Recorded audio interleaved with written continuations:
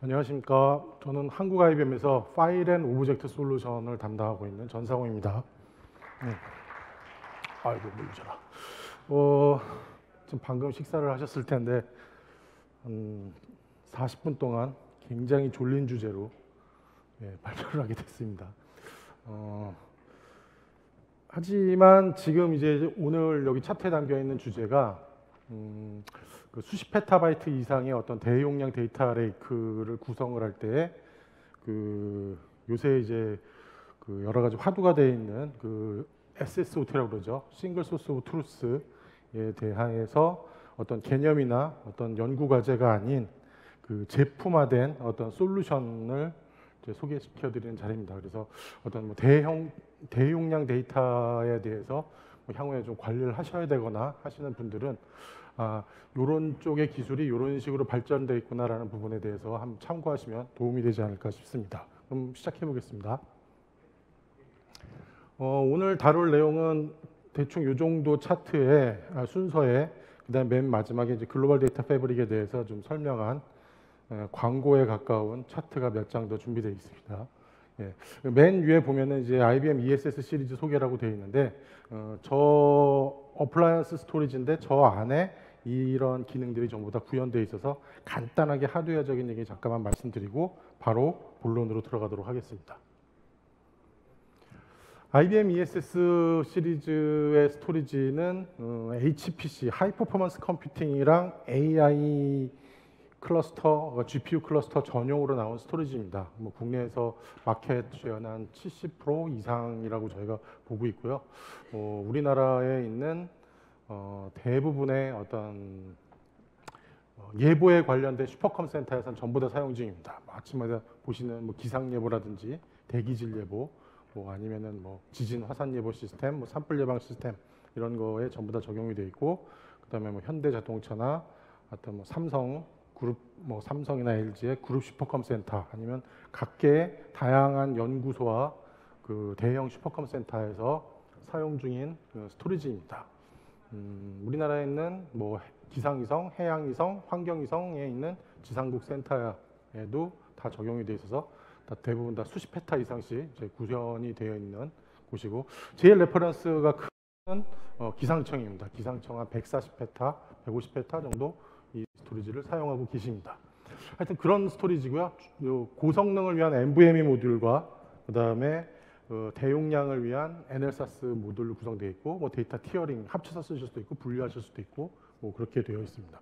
성능은 뭐 현재 나와 있는 어떤 파일 스토리지 중에서는 이제 최상위권 퍼포먼스라고 보시면 되고요.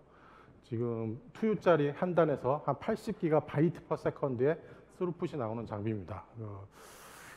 이건 유효 성능이고요. 뭐 네트워크 밴드위스 이런 게 아니고 실제 계산 서버에서 데이터를 가져갈 수 있는 총량에 대한 개런티된 퍼포먼스라고 보시면 되고, NLSAS 디스크로도 한 단에 한 55기가씩 나오는데 요게 한 단의 성능이 이런 거고, 요거를 8192대까지 연결해서 증설하실 수 있습니다. 그렇게 되면은 뭐 거의 무한에 가까운 성능과 용량으로 확장하실 수 있다, 이렇게 보시면 되겠습니다.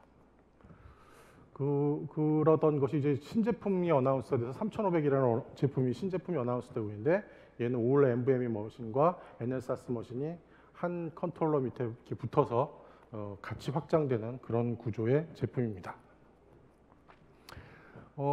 펑션 맵입니다. 뭐 이것만 설명드려도 뭐 한 2시간 정도가 그냥 가기 때문에 뭐 자세한 설명은 드릴 수 없겠지만, 뭐 플래시 디스크, 테이프, 뭐 인터널 디스크들, 아니면은 바깥에 있는 그 퍼블릭 클라우드까지 다 묶어서 하나의 데이터 티어링을 구성을 해서 한 개의 단일 네임스페이스의 파일 시스템을 구성을 할 수가 있고, 그렇게 만들어진 파일 시스템을 뭐 우리가 알고 있는 모든 프로토콜을 통해서 액세스할 수 있도록 만들어주는 그런 스토리지다, 이렇게 보시면 되겠습니다. 그럼 이제 본론으로 들어가서 그 싱글 소스 오브 트루스에 대해서 IBM이 어떻게 기술을 구현을 했는지에 대한 이제 설명인데요. 저희는 그 제품을 이제 글로벌 데이터 패브릭이라고 부릅니다. 그래서 이제 글로벌 데이터 패브릭이라는 제목이 저기 올라가 있고, 그거에 대한 기반 기술을 3가지를 설명을 드릴 겁니다. 그 각각의 기반 기술은 그 기반 기술 자체로도 어떤 기능들을 하기 때문에 요건에 맞춰서 쓰실 수가 있는 거고, 그런 것들이 다 합쳐서 글로벌 데이터 패브릭이 만들어지고 그 시장에서 얘기하는 싱글 소스 오브 트루스에 대해서 IBM이 제시하는 바가 뭐 이것이다라고 이제 보시면 될 것 같습니다. 첫 번째는 하이브리드 클라우드에서의 데이터 이동 자동화입니다. 그러니까 우리가 이제 하이브리드 클라우드 뭐 이런 얘기를 많이 하시고 뭐 실제로도 또 업무에도 많이 적용을 하시는데, 그게 뭐 단순히 뭐 웹 서비스나 이런 거 뭐 창구나 이런 걸 하나 더 추가하는 뭐 이런 게 아니라 대량의 어떤 데이터를 분석한다든지 그 ML이나 뭐 DL 뭐 이런 것들 러닝을 돌릴 때에는 사실 그 내 로컬에 장비들이 있고 리모트에 그 퍼블릭 클라우드에 임대한 장비가 있다 하더라도 그걸 바로 이제 돌리긴 쉽지 않죠. 왜냐하면은 데이터가 그쪽에 없기 때문에. 그러면은 우리 로컬에 있는 방대한 양의 데이터를 어떻게 클라우드로 옮길 거냐라는 관점에서 보면은 사실 쉽지 않은 문제입니다. 그 부분에 대해서 이제 솔루션을 제시한 게 요거라고 보시면 되겠습니다. 주 기능 이름이 액티브 파일 매니지먼트라는 기능인데요. 뭐 저 이름이 중요한 게 아니고 이 기능의 주 펑션이 뭐냐면 로컬에 있는 하여튼 어디에든지 떨어져 있는 어떤 파일 시스템에 대해서 리모트에다가 캐시 사이트를 만들 수 있다. 요게 주 펑션입니다. 그래서 그 로컬에 뭐 그 홈 아까 소스가 되는 걸 저희가 홈이라고 부르고 리모트에 만들어 놓은 캐시를 캐시라고 부르는데, 뭐 캐시는 반드시 저희 장비여야 됩니다. 그 기능이 이제 캐시에서 구현이 되니까. 홈은 꼭 저희 게 아니고 일반적인 NFS, NAS들이나 뭐 저희 장비 당연히 되고요. 오브젝트 스토리지, S3 프로토콜을 지원하는 버켓도 홈이 될 수가 있습니다. 이 데이터를 리모트에서 참조할 수 있게 캐싱해주는 기능이라고 보시면 되고요. 파일 시스템 전체로 이렇게 매핑하는 게 아니라 디렉토리 단위로 할 수 있습니다. 그래서 소스에, 그러니까 홈에 데이터 뭐 이런 디렉토리가 있을 때 디렉토리를 캐싱을 할 수 있고, 역 캐싱도 가능하고 뭐 리드 온리나 리드 라이트로 캐싱을 구성을 해서 리모트에서 볼 수 있도록 해주는 기능입니다. 캐시는 뭐 한 개의 홈에 대해서 많은 캐시, 리드 온리 캐시를 만들 수 있고, 캐스케이드도 되고, 그 다음에 홈도 리드 온리로 만들 수도 있고, 뭐 한쪽에서만 리드라이트가 되게끔 하는, 뭐 방송 쪽에서 이렇게 많이 쓰죠. 보통 인제스트해서 홈 디렉토리에다 집어넣고 여러 곳에서 이제 읽어가는 뭐 이런 방식을 쓴다든지, 아니면 전체를 다 리드라이트로 해서 캐시 환경으로 이제 액티브로 파일 시스템을 액세스할 수 있도록 구성한다든지 뭐 이런 것들을 다양하게 할 수 있습니다. 뭐 여기까지는 뭐 좀 이게 무슨 얘기인지 하실 수 있는데, 그래서 할 수 있는 게 뭐냐면 사례인데요. 두 가지 사례가 있는데 이제 국내에서 적용되어 있는 사례입니다. 여기는 하나는 이제 어느 위성센터의 지상국 시스템인데 데이터를 수집을 해서 뭐 전처리, 후처리라고 여러 가지 분석을 한 후에 그 데이터를 이제 DMZ에 있는 시스템을 통해서 외부에다 이제 공개하는 대국민 자료 제공 서비스를 하는 곳입니다. 그래서 이제 DMZ 쪽에 이제 배포용 스토리지가 있는데, 이런 것들을 기존에 하시려고 그러면 내부에 있는 데이터를 이쪽으로 계속 복제를 해야 되고, 그럼 어떤 게 여기 들어가 있는지, 그다음에 여기 있는 데이터 중에서 자주 쓰지 않는 것들은 또 뭐 삭제하고 이런 여러 가지 관리 프로세스가 필요하고, 내부 데이터가 이미 뭐 수페타, 수십 페타입니다. 그럼 여기 공개해야 될 데이터 양도 많기 때문에 상당히 큰 사이즈의 스토리지를 이제 운영해야 되겠죠. 여기 예를 들면 내부는 뭐 한 10페타 이상의 뭐 데이터 용량을 갖고 있는데, 요 바깥에 있는 요 캐시 스토리지는 100테라짜리입니다. 성능을 위해서 NVMe로 되어 있는데, 요 100테라짜리 스토리지 하나 가지고 그 전체 그러니까 내부에 있는 그 외부로 공개할 자료에 대해서 요 디렉토리 하나를 캐싱을 해서 구성을 해서 보는 거죠. 그러면은 요 스토리에 접속한 스토리지는 이 안에 있는 디렉토리에 있는 모든 데이터가 얘를 통해서 액세스가 됩니다. 처음에는 캐싱이니까 데이터가 없으면은 여기서 읽어오는 거고, 그 다음부터 다른 사람이 동일 데이터를 요청하면 여기서 나가는 겁니다. 그 다음에 뭐 전날 뭔가 자료를 처리를 해서 다음날 공개를 해야 되는 그런 게 확실한 자료가 있다면 미리 푸시해서 캐시에 밀어넣을 수도 있죠. 얘는 캐시로 동작하기 때문에 많은 사용자들이 다양한 데이터를 액세스해서 캐시가 풀차게 되면 LRU 알고리즘에 대해서 오래된 데이터부터 자동으로 캐시에서 내려갑니다. 캐시에서 이렇게 플러싱되는 빈도가 높아지면 뭐 용량을 키우고 뭐 이런 식으로 해서 관리를 하는 방법이 되겠습니다. 그러니까 실사례여서 좀 설명을 드렸고요. 그 다음에 하이브리드 클라우드에서 실사례는 이렇게 되어 있습니다. 그래서 내부에 뭐 온프레미스 GPU 팜이 있고 뭐 디렉토리가 있는데 뭐 정기적으로 돌리시는 거는 여기서 돌리시다가 뭔가 뭐 이벤트가 있거나 그래서 퍼블릭 클라우드에 있는 자원을 쓰시게 됐다라고 하셨을 때 보통 유용할 텐데요. 데이터를 다 넘기시기가 어려우니까 이쪽에다가 이제 캐싱 스토리지를 만들어 놓고 캐싱 구성을 하게 되면 요 안에 있는 디렉토리가 이쪽에서 그대로 보이는 뭐 그런 구성입니다. 그래서 뭐 그 분석 돌리기 전에 여기는 이제 임대일자가 정해져 있으실 테니까 스타트하기 전에 미리 데이터를 좀 푸시해서 놓으신다든지 아니면 그때그때 데이터를 액세스 하신다든지 뭐 이런 용도로 쓰셔서 그 외부 자원에 있는 클라우드 자원에 있는 어떤 계산 노드나 그 컴퓨팅 파워를 이용하시는데 굉장히 데이터에 대한 이전 고민을 많이 줄어들 수 있는 뭐 그런 기능이라고 보시면 되겠고요.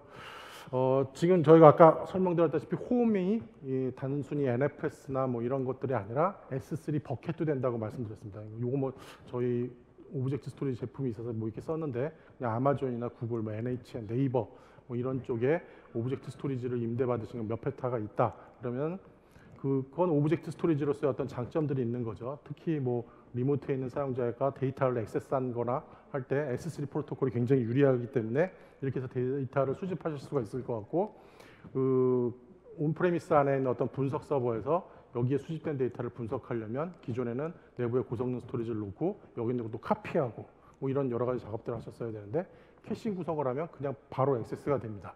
그래서 실제 저장소는 오브젝트 스토리지에 있는 거고 이 S3가 유용한 어떤 어플리케이션이나 아니면은 그 성능에 문제가 없는 어떤 어플리케이션들은 S3로 액세스하고 내부에 있는 계산 노드들은 포직스로 마운트해서 액세스를 하게 됩니다. 그러니까 이 버켓에 S3로 뭐 액세스하는 게 아니라 그냥 포직스 마운트를 해서 액세스하는 거고 여기다가 라이트하면 그 어싱크로 동기화가 이루어집니다. 캐싱이 되고 뭐 이런 식으로 해서 그 한 개의 어떤 데이터 저장소에를 대해서 다양한 방식으로 이제 데이터를 액세스할 수 있고 원하시는 성능, 이 원 저장소에서 모자란 성능을 이제 보강해 줄 수 있는 그런 솔루션이 이제 멀티 프로토콜 액세스 기능이 되겠습니다.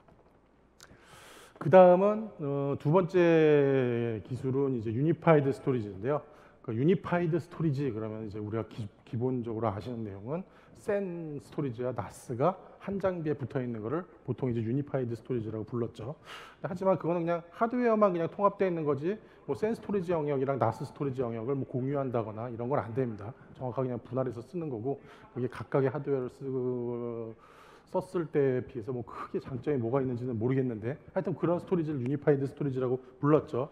근데 요새 이제 AI나 데이터 레이크에서의 뭐 HPC 쪽에서 이제 비정형 데이터용 스토리지에 대한 유니파이드 스토리지라는 의미는 그 샌나스 겸용이라는 게 아니라 한 개의 리포지토리에 저장된 데이터에 대해서 다양한 프로토콜로 액세스가 된다라는 거를 이제 유니파이드 스토리지라고 부르고 보통 포직스 마운트랑 S3를 동시에 지원해서 한 개의 데이터에 대해서 S3와 포직스 마운트가 동시에 되는 액세스되는 그런 스토리지를 유니파이드 스토리지라고 부릅니다. 네. 저희 ESS는 그것들을 지원하기 위해서 이런 프로토콜을 지원하는데 뭐 우리가 알고 있는 파일 액세스할 수 있는 프로토콜은 전부 다 지원한다고 보시면 됩니다. 그래서 기본적으로 이제 포직스나 뭐 CIFS, NFS, 그 다음에 GPU 다이렉트 스토리지, 여기 HDFS는 HDFS 어댑터 기능이 들어있어서 저거를 통과하게 되면 하드웨어 에코시스템이 저희 스토리지에 구성되어 있는 네임 노드와 데이터 노드를 보고 그 파일에 액세스하게 됩니다. 기존의 이제 의 전통적인 방식으로 스토리지 서버를 구성했을 때에 비해서 데이터 액세스 속도가 굉장히 많이 향상이 되고요.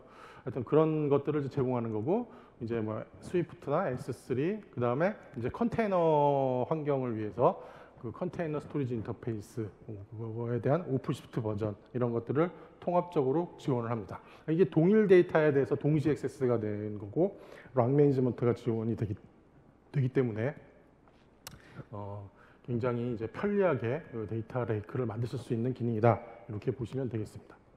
그래서 뭐 그림으로 다시 표시를 하면 저희 스토리지 클러스터에서 이런 다양한 워크로드에 대해서 기존 포직스 마운트도 되고 그 다음에 저희가 이제 클러스터 익스포트 서비스라고 해서 이제 아까 이런 프로토콜을 지원하기 위해서 버추얼 머신이나 물리 서버에 이런 프로토콜 로드들을 얹어서 서비스하도록, 그러니까 뭐 세프나 이런 거랑 이제 유사한 아키텍처죠.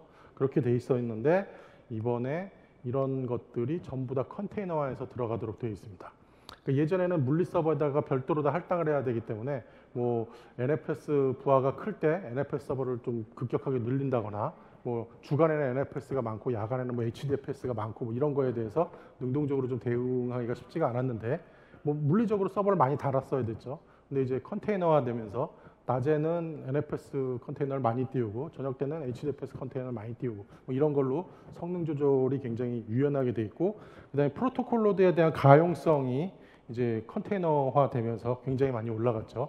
그 컨테이너에 대한 그 가용성의 확보를 그런 엔진들이 다, 도커 엔진들이 서비스를 해주니까 하여튼 그렇게끔 이제 발전돼서 넘어가고 있고, 현재는 S3 오브젝트 엔진이 먼저 컨테이너화에서 들어갔습니다. 그리고 향후의 로드맵에 NFS, CIFS, HDFS 등 전체 프로토콜이 컨테이너화 되도록 로드맵에 잡혀져 있습니다. 그 중에서 이제 여기 오브젝트, 컨테이너화된 오브젝트에 대해서 이제 성능 테스트한 결과를 좀 준비한 건데요. 그 스토리지 하나에 뭐 저희 용어인데 그냥 데이터 액세스 노드에서 그 컨테이너 워커 노드 3개를 놓고 그다음에 이제 어플리케이션 서버들을 붙여서 이제 테스트한 결과입니다. 환경 구성은 이렇고요. 저희 여기 HPO가 뭐의 약자냐면 하이 퍼포먼스 오브젝트입니다. 그래서 굉장히 고성능 오브젝트라는 이름으로 이제 만들어진 제품인데, 성능이 어느 정도 나오냐면 한 요 세 대의 그 워커 노드에서 40GB/s의 S3 커넥션을 제공을 합니다. 오브젝트 스토리지 단일 버켓에서 40GB/s를 땡겨 가실 수 있는 제품은 시중에는 없습니다. 네, 그래서 지금 가장 빠른 퍼포먼스를 내고 있고, 지금 내년에 저희가 소프트웨어 스택을 조금 더 업그레이드해서 이 숫자를 60기가로 올리는 걸로 지금 로드맵에 들어 있습니다. 그래서 S3를 써야만 하는 어떤 어플리케이션 중에서 기존의 뭐 데이터량이 점점 늘어나서 그 분석 성능의 좀이 굉장히 길어지고 있다. 특정 뭐 분석 윈도우가 커져서 좀 더 뭐 빠른 분석을 하고 싶거나, 아니면은 도저히 안 된다고 판단하셔서 데이터를 뭐 분산 파일 스토리지로 옮겨서 복사하셔서 분석하신다든지 했던 어떤 그런 업무가 있으셨다면 직접 돌리실 수 있는 그런 환경을 제공해 드리는 게 이 하이 퍼포먼스 오브젝트입니다. 같은 그림인데요. 이게 구축 사례 위주로 좀 설명을 계속 좀 드려달라고 해서 하다 보니까 같은 그림을 집어넣었는데, 왜 같은 그림을 집어넣냐면 이 유니파이드 스토리지에 대한 구축 사례는 저희 한국 시장에만 고객분이 그래도 한 200~300개 고객사는 쓰고 계시는 제품인데, 대부분의 고객사분들께서 유니파이드 스토리지를 구축해서 운영을 하고 계십니다. 그래서 그냥 뭐 어떤 특정 사례를 넣기보다는 이런 것 대부분의 고객분들이 이 환경에서 운영하신다라고 보시면 될 것 같습니다.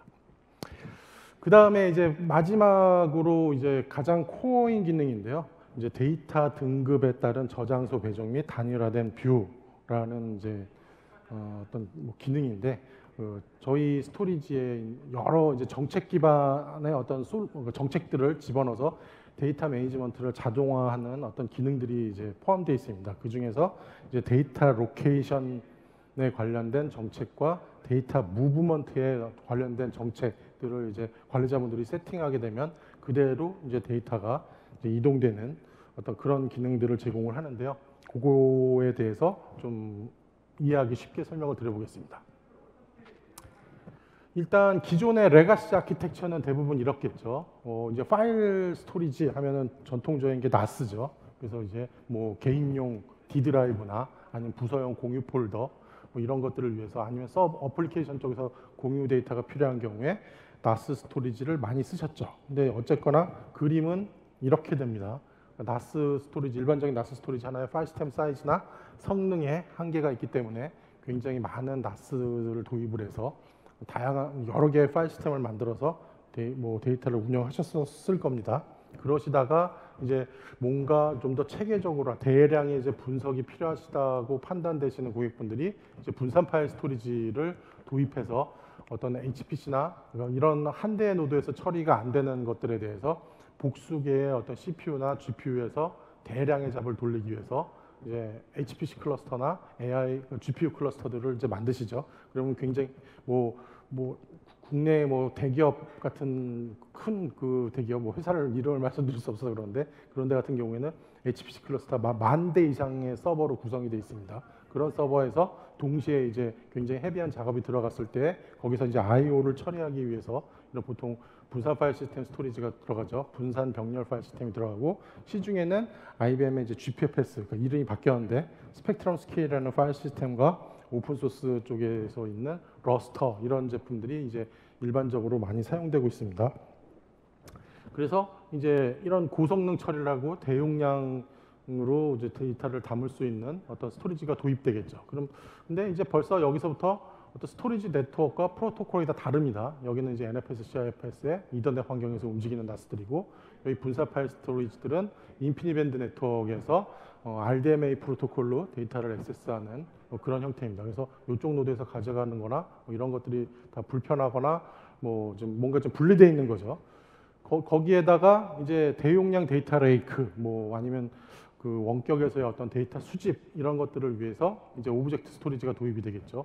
그러면 또 여기도 또 이런 웬망이 가미된 인터넷에 그 다음에 이더넷에 프로토콜은 S3로 액세스하는 대용량 스토리지가 들어가질 겁니다. 그래서 여기서 뭐 데이터가 수집된 거를 뭐 대량으로 분석을 하려면 여기서 분석을 해야 되는데 이쪽으로 또 카피를 해서 뭐 분석을 돌리다 보면 또 파일에 또 업데이트가 생기고 그러면 그 데이터 관리자분들은 여기가 근데 또 여기도 또 새로운 데이터가 업데이트가 되죠. 그러면은 여기가 진본인지 여기가 진본인지 나중에 다시 머지해서 하나로 만들기도 어렵습니다. 수십 페타씩 늘어나게 되면 여기도 수십 페타, 여기도 수십 페타 동일 데이터들이 계속 중복되고 어디가 더 최신 데이터인지 구분하기도 힘들고 이게 데이터가 뭐 10테라, 100테라 뭐 이 정도 돼서 우리가 LS 쳐가지고 파일도 좀 볼 수 있고 그러면 뭐 하실 수 있습니다. 그런 작업들을 머지도 하실 수 있고 비교도 하실 수 있고 수십 페타 이렇게 되면은 불가능하세요. 그냥 뭐 저 안에 뭐가 들었는지도 모르겠고 그냥 그런 상태로 이제 사이즈는 점점 커져갈 겁니다. 그래서 뭐 분석된 데이터를 또 이쪽 나스로 옮겨서 또 배포하고 뭐 이런 것들이 이제 레거시 아키텍처의 어떤 뭐 전형적인 스타일이고 이런 게 예전에는 스토리지 사이즈가 작을 때는 괜찮았는데 데이터량이 많아져서 점점 커지니까 이렇게는 못 살겠다 해서 나온 게 싱글 소스 오브 트루스인 거죠. 이걸 어떻게 좀 한 개의 단일 카피본에서 뭔가를 해볼 수 있겠느냐라는 거 그런 이제 뭐 니즈가 이제 생기니까 그런 게 또 이제 발전이 된다라고 보시면 되겠습니다. 저희 ESS에서 제공하는 기능은 이런 기능입니다. 그 고객사 환경에 뭐 예를 들어서 그냥 간단하게 그린 건데 디렉토리가 총 9개 있다고 한번 쳐보시죠. 이거 뭐 하이어라키컬하게 그리긴 했지만 그게 중요한 건 아니고요. 그냥 9개의 뭔가 데이터 저장 단위가 있다, 영역이 있다 뭐 이렇게 보셔도 될 것 같고 뭐 디렉토리가 9개 있다 보셔도 될 것 같습니다. 이거를 이제 가상화된 어떤 단일 파일 시스템으로 다양한 저장소에 들을 통합해서 만드는 건데요.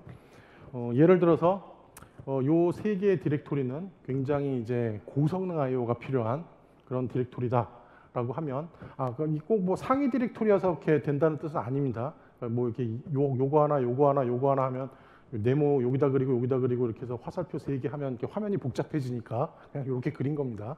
그래서 하여튼 요 세 개는 뭐 굉장히 이제 고성능 I/O가 필요하다. 그러면은 저희 그 파일 시스템 매니지먼트에 들어가는 데이터 로케이션 폴리시에 여기에 파일이 저장되면 그 저장되는 요 디렉토리에 저장되면 여기다 저장해라. 아까 말씀드렸던 대당 80기가짜리고 얘는 2대 붙이면 160기가, 3대 붙이면 240기가 바이트 퍼 세컨드에 뭐 이렇게 리드 성능을 내는 라이트는 한 80% 정도 나오는데요. 그런 스토리지입니다. 하여튼 그래서 그런 고성능 스토리지로 매핑을 하는 거죠. 그럼 여기에 저장된 파일은 일로 들어갑니다. 그러니까 이 9개 디렉토리 구조를 서비스할 수 있는 다양한 스토리지 중에서 이 매핑을 하는 거죠. 그 다음에 요 디렉토리 3개는 굉장히 뭐 파일 사이즈가 크거나 그래서 처음부터 NVMe에 집어넣는 게 적합하지 않거나 아니면 저렇게까지 고성능이 필요 없다. 그런 것들은 하기야 뭐 얘도 막 55GB씩 나오기 때문에 그렇게 많은 차이가 있지는 않지만 하여튼 여긴 또 대용량이죠. 얘는 한 달에 한 400기가바이트, 400테라바이트 정도가 나오는 스토리지인데 얘는 한 시스템당 한 10페타 이상의 저장 공간이 만들어집니다. 그래서 그런 대용량 스토리지인 거고, 그리고 거기다 매핑을 하게 되면 여기다 파일을 저장하면 처음부터 여기로 들어갑니다. 근데 여기다 저장을 해서 일로 들어갔는데 이제 데이터 무브 폴리시라는 게 있는데요. 이동에 대한 정책이죠. 요 스토리지에 들어간 파일 중에서 한 달 동안 액세스가 없던 파일은 여기로 넘겨라. 이렇게 세팅을 하면 한 달이 지나면 여기로 넘어갑니다. 그렇다고 해서 사용자한테는 트랜스페런트한 거죠. 내가 요 디렉토리에다가 a.dat 라는 파일을 저장했으면 항상 거기 있는 겁니다. 나는 저 디렉토리에 가서 보면은 a.dat 라는 파일은 여기 있는데 처음에는 여기로 저장했다가 내가 한 달 동안 액세스를 안 했더니 여기로 넘어갔을 뿐입니다. 항상 여기 있는 거고, 예전에는 굉장히 레이턴시가 빠르게 액세스됐다가 한 달 동안 액세스 안 했더니 조금 느려진, 뭐 사실 뭐 여기도 디스크이기 때문에 큰 차이는 없지만 뭐 하여튼 그런 정도의 어떤 차이만 나는 거지 사용자한테는 트랜스페런트하다 이렇게 보실 수가 있고, 그 다음에 하나 더 붙여서 저희는 테이프도 됩니다. 이제 이런 데이터 레이크가 굉장히 커지기 때문에 이미 분석이 끝났거나 아니면은 좀 자주 사용하지 않는 데이터에 대해서 수십 페타 이상의 데이터들을 계속 디스크에 담기는 여러 가지로 뭐 경제적으로나 뭐 여러 가지 이제 어려우실 것 같고, 그런 것들을 대응하기 위해서 테이프도 같이 제공을 해드립니다. 그래서 뭐 예를 들어서 여기에 들어왔다가 6개월 동안 한 번도 아예 없던 파일은 테이프로 넘겨라. 그럼 테이프로 넘어가는 거고, 이 또한 다 유저한테는 트랜스페런트합니다. 여기에 저장된 a.dat는 항상 그렇게 액세스가 되는 거고, 6개월 동안 아예 없이 없다가 딱 눌렀더니 한 5분 있다 파일이 오픈된다. 요 차이만 있는 거죠. 테이프에 들어갔으니까 뭐 시간이 좀 걸리겠죠. 이렇게 이제 여러 가지 저장소를 통해서 데이터 티어링을 구성을 해서 그 데이터의 어떤 값어치에 최적화된 그 저장소를 배정하는 어떤 그런 기술이 이제 적용되어져 있고, 뭐 특정 뭐 이런 디렉토리들은 아예 아카이빙용 디렉토리다 그러면 처음부터 이제 테이블로 들어가게 만들 수도 있습니다. 그 다음에 뭐 요 디렉토리는 아까 저희가 캐싱이 된다고 그랬죠. 그래서 외부에 있는 이런 뭐 AWS나 뭐 구글, 애저에 있는 그 버켓을 사용 계약을 맺으셔서 요 디렉토리에다가 해당 버켓이랑 디렉토리가 1대1로 매핑이 됩니다. 캐싱을 구성하시게 되면 그 포직스로 요 디렉토리의 CD에서 들어가서 보셔서 LS를 치시면 요 버켓에 있는 내용이 그대로 보이고 포직스로 바로 IO를 하실 수 있는 뭐 그런 기능을 제공을 합니다. 리드 온리로 하실 수도 있고 리드 라이트로 하실 수도 있고, 리드 라이트로 하면 라이트가 되면 뒤로 어싱크로 동기화가 이루어집니다. 그 다음에 아까 그 캐싱에서 또 홈이 그 S3 말고 NFS도 된다고 했기 때문에 기존에 있는 뭐 그 델이나 뭐 네더베 어떤 그 나스들, 뭐 레가시 나스들을 버리지 마시고 이렇게 다 연동해서 한 개의 디렉토리에 매핑하시면은 지금 이런 다양한 자원의 어떤 스토리지 리소스를 통합된 파일 시스템으로 가상화된 파일 시스템을 만들 수가 있습니다. 그래서 여기 하나 더 있네요. 아까 하이 퍼포먼스 오브젝트, 그 중에서 또 이 디렉토리는 내가 고성능 S3로 액세스하겠다 하면 그렇게 매핑을 하실 수가 있겠죠. 하여튼 이렇게 해서 만들어진 가상화된 파일 시스템을 다양한 프로토콜, 포직스, 뭐 삼바, NFS, 하듀, 뭐 기타 등등의 이런 S3나 뭐 CSI 프로토콜을 통해서 또 다시 또 액세스를 할 수 있습니다. 이외 어플리케이션들은 또 그렇게 액세스할 수가 있죠. 그렇게 되면은 그 전반적인 어떤 데브옵스를 굉장히 단순화시킬 수 있습니다. 특히 개발자분들한테 우리 저장소에 대한 설명을 굉장히 단축해서 설명을 할 수가 있죠. 우리 회사가 이런 뭐 스토리지들을 다 갖고 있는데 얘는 용도가 뭐고 어쩌고 저쩌고, 그 다음에 뭐 빠르면 이건 여기다 집어넣어야 되는데 나중에 뭐 데이터를 이쪽으로 옮겨야 되고, 이런 것들을 다 어플리케이션을 개발하신다고 하시면은 굉장히 힘드실 거예요. 그 다음에 그런 정확성이나 이런 것들을 유지하시기도 힘들고, 사실 제품을 하나 만드는 거거든요. 근데 이런 것들이 이제 다 그러니까 만들어져 있기 때문에, 또 공급이 되어 있기 때문에 이렇게 해서 구성을 하시게 되면 그런 개발자들한테는 그냥 요 디렉토리만 설명하시면 되고, 얘네들은 굉장히 빠르고 그 다음이고 얘는 아카이빙용 디렉토리고 뭐 이런 것들만 설명해서 용도에 맞게 써라 라고만 전달을 하면 그 개발자들이 손쉽게 어플리케이션들을 이 위에 얹을 수 있겠죠. 그러면서도 그런 것들에 대해서 뭐 얘가 뭐 특정 뭐 포직스만 지원하니까 어플리케이션을 다 포직스 기반으로 개발해라라든가 뭐 그러실 필요 없이 이미 만들어진 어플리케이션들, 그러니까 그 S3에 최적화된 어플리케이션은 그냥 S3로 액세스하고, 그 직접 마운트해서 쓰는 게 더 편리한 것들은 그렇게 하고, 뭐 컨테이너화된 환경에서 돌리실 거면 CSI 드라이버를 통해서 액세스를 하고, 이런 것들에 대해서 이제 그 어플리케이션에 최적화된 방법으로 데이터에 액세스할 수 있는 이제 그런 게끔 이제 개발을 할 수 있겠죠. 그래서 굉장히 DevOps를 단순화할 수 있다라는 게 이제 저희 솔루션의 가장 큰 장점이 되겠습니다. 지금까지 이제 말씀드린 거를 장표화로 이제 정리한 게 바로 뒤에 나오는 겁니다. 그래서 저희 IBM의 글로벌 데이터 패브릭은 단일 데이터 소스를 사용하는 그런 SSOT에 대해서 구현되어 있는 솔루션이라고 보시면 되고, 그 혁신성과 굉장히 단순성으로 AI 데이터 레이크에 대한 어떤 여러 가지 당면한 문제들을 해결할 수 있다, 이렇게 보시면 되겠습니다. 그래서 그 전체적인 그림은 이런 거고요. 앞에 장황하게 설명드렸던 내용을 그냥 한 장으로 정리가 된다고 보실 수 있겠습니다. 그래서 안에 저희 스펙트럼 스케일 ESS라는 솔루션으로 어떤 그 가상화된 파일 시스템을 생성을 하고, 그 다음에 우리가 알고 있는 다양한 벤더에서 나온 어떤 스토리지 제품과 그 다음에 클라우드에 있는 데이터 저장소들을 다 묶어서 한 개의 가상화된 어떤 네임스페이스를 만들어서 이 네임스페이스로부터 다양한 어플리케이션 워크로드에서 데이터를 액세스를 하는데, 다양한 어플리케이션이 그 어플리케이션에 최적화된 방법으로 그 최적화된 솔루션을 선정하셔서 최적화된 프로토콜로 데이터를 액세스할 수 있도록 구현을 하셔라라는 게 저희 글로벌 데이터 패브릭의 주 장점이자 주 존재의 이유다, 이렇게 보시면 되고, 그 코어에 스펙트럼 스케일이라는 파일 시스템과 ESS라는 스토리지가 있는 거고, 얘가 그런 다양한 자원들과 다양한 프로토콜의 교각을 만들어주는 그 핵심 솔루션이다, 이렇게 보시면 되겠습니다. 그래서 이제 모듈 어플리케이션에서 동시에 액세스할 수 있는 단일 데이터 사본, 싱글 소스 오브 트루스로 혁신을 제공한다, 이런 얘기고, 그 다음에 어플리케이션 요구사항에 최적화된 인터페이스를 개발하셔라. 계속 반복된 얘기입니다.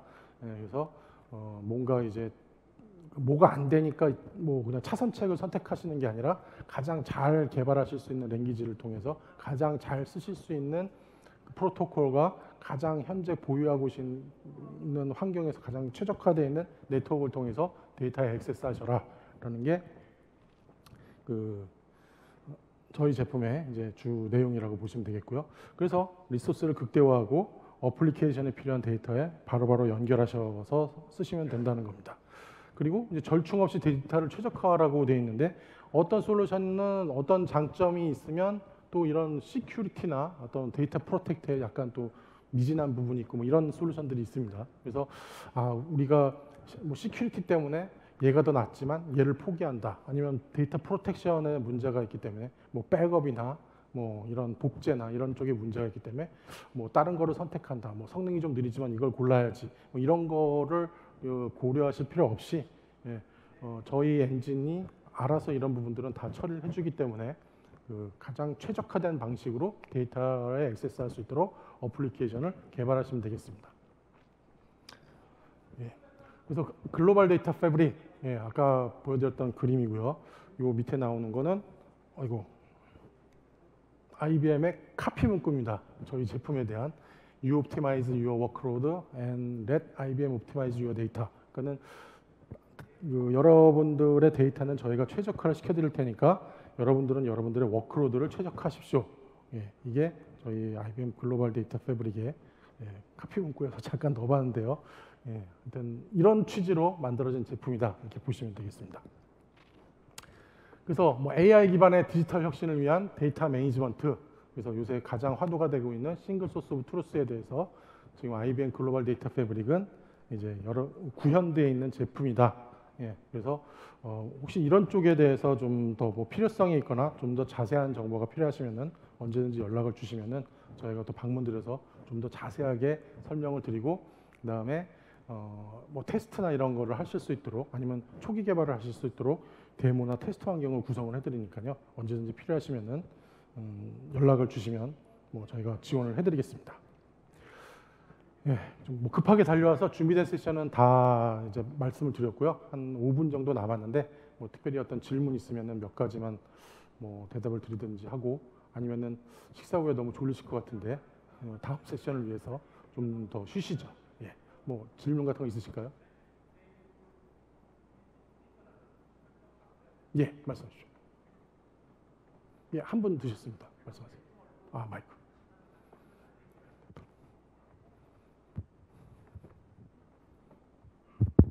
네, 발표 잘 들었습니다.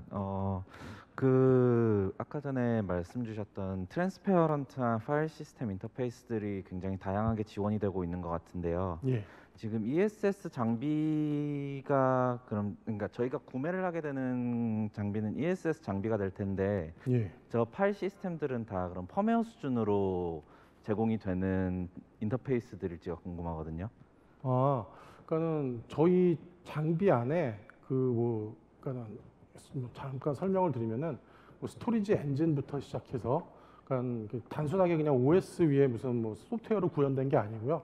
그냥 완전한 그 레이드가 구현되는 스토리지 엔진 위에 파일 시스템과 그 네트워크 서비스가 다 올라가 있는 거고, 그러니까 이게 뭐 펌웨어 수준이라고 말씀하시는 게 뭐 그런 의미인지 모르겠는데, 그러니까는 뭐 예를 들면은 얘를 펌웨어를 올리고 싶다, 뭐 뭔가를 좀 올리고 싶다 그래서 뭐 OS 버전을 따로 올리고 뭘 패치를 올리고 이런 게 아닙니다. 완전히 제품화되어 있는 펌웨어 통을 전체를 보면 OS부터 뭐 OFED나 뭐 이런 각종 드라이버나 이런 것들이 통으로 버전에 맞게끔 올라가게 돼 있거든요. 그러니까는 컴포넌트가 분리가 되어 있는 게 아니라 일체형으로 되어 있는 어떤 뭐 제품이다 이렇게 보시면 되겠습니다. 예, 그리고 그거에 대한 어떤 가용성이나 이런 것들은 전부 다 IBM이 개런티하는 거죠. 그러면은 하나만 더 여쭤보자면은 예. 그 HDFS나 이런 파일 시스템은 이미 좀 트레디셔널해서 업데이트가 그렇게 많이 있지는 않지만 예. 스위프트나 이런 부분은 업데이트가 비교적 빈번하게 있는 것으로 알고 있는데 예. 그런 부분을 업데이트를 좀 따라가는 거는 기술 지원이 따로 되는 예, 건가요? 그러니까 완전 최신 버전까지는 아닌데요. 계속 쫓아가고 있습니다. 예, 그래서 OS 버전이나 뭐 이런 게 올라갈 때마다 스위프트 지원되는 버전이 계속 상향돼서 따라가서 올라가고 있고요. 사실 요새 스위프트지만은 S3 쪽이 더 이제 많이 쓰신다고 보시면 되고 HDFS나 이런 쪽이 조금씩 이제 고객 환경에서 사용되는 범위가 좀 줄어들고 있습니다. 그리고 요새는 이제 대부분이 이제 뭐 엔비디아 뭐 GPU 슈퍼파드나 뭐 이런 쪽에서부터 이제 전부 다 CSI 환경으로 넘어가기 때문에 예, 저희도 주력은 다 CSI라고 보시면 되고 그 CSI 드라이버 개발에 대한 오픈 소스 진영에 IBM의 그 컨트리뷰션이 가장 크기 때문에 뭔가 들어올 때마다 저희 펑션은 제일 먼저 들어온다고 보시면 됩니다. 그래서 CSI는 그냥 100%다 호환되게끔 만들어져 있고 새로운 펑션이 들어올 때마다 바로바로 반영이 된다 이렇게 보시면 되겠습니다. 감사합니다. 예. 예. 더 이상 질문이 없으시면은 예. 있으셔도 이제 여기서 이제 마무리하겠습니다. 좀 더 쉬었다가 또 다음 세션들 유익한 세션들이 많이 준비되어 있으니까 뭐 마지막까지 잘 들어주셨으면 되겠습니다. 하여튼 뭐 감사합니다. 예. 예.